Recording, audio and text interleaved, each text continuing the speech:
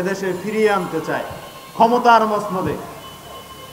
আমি বলতে চাই, হাসিনা সরকারের আমলে যারা এই নির্বাচনে গেছে, যে দলেরই হোক, হয়তো হাসিনা সরকারের নয়তো হাসিনা সরকারের ফ্যাসিস্ট দোসর, এই দুইটার অন্য কিছু নয়। বাংলাদেশের প্রত্যেকটি মানুষের ভোটাধিকার হরণ করেছে এই দুই জাতি। তারা যদি আবার কাউন্সিলর পুনরায় প্রতিষ্ঠিত হয়, তাহলে হাসিনা সরকারকে পুনরায় প্রতিষ্ঠিত করা হবে।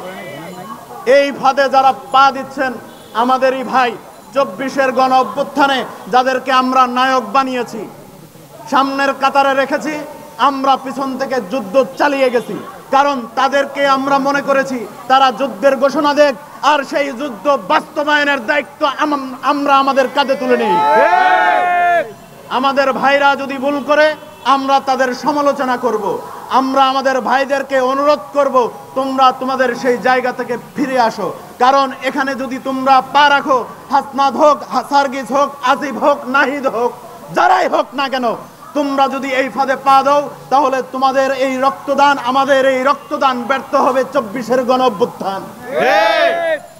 তাই আবারও বলছি, করজোরে বলছি, ছোট ভাই তোমরা, অনুরোধ করে বলছি, পিঠে হাত দিয়ে বলছি, তোমাদের এই বুকামি এদেশের মানুষের 24-এর গণ অভ্যুত্থানকে ব্যর্থ করবে এবং একই সাথে হাসিনা সরকারকে ভারতের প্রেসক্রিপশনে ক্ষমতার মসনদে বহাল করবে।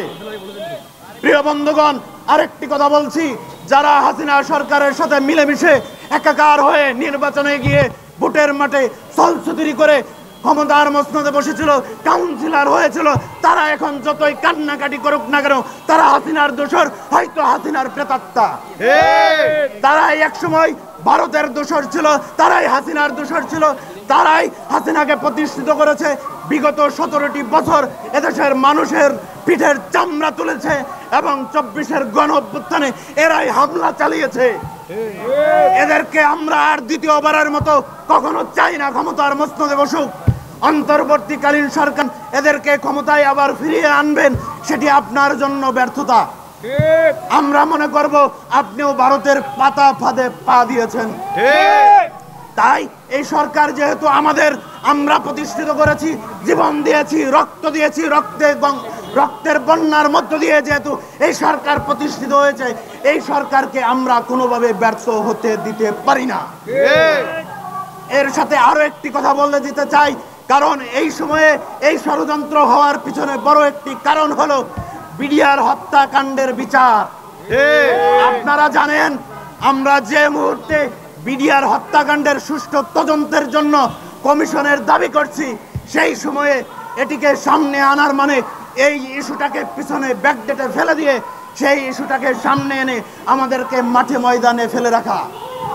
তাই আমি বলছি, আমরা যেহেতু বলেছি, যেহেতু জনগণের দাবি বিডিআরের হত্যাকাণ্ডের সুষ্ঠু তদন্তের মধ্য দিয়ে সঠিক অপরাধীদেরকে বিচার করতে হবে, সেই জন্য এই ধরনের কোনো কুরুচিপূর্ণ কোনো বাটপাররা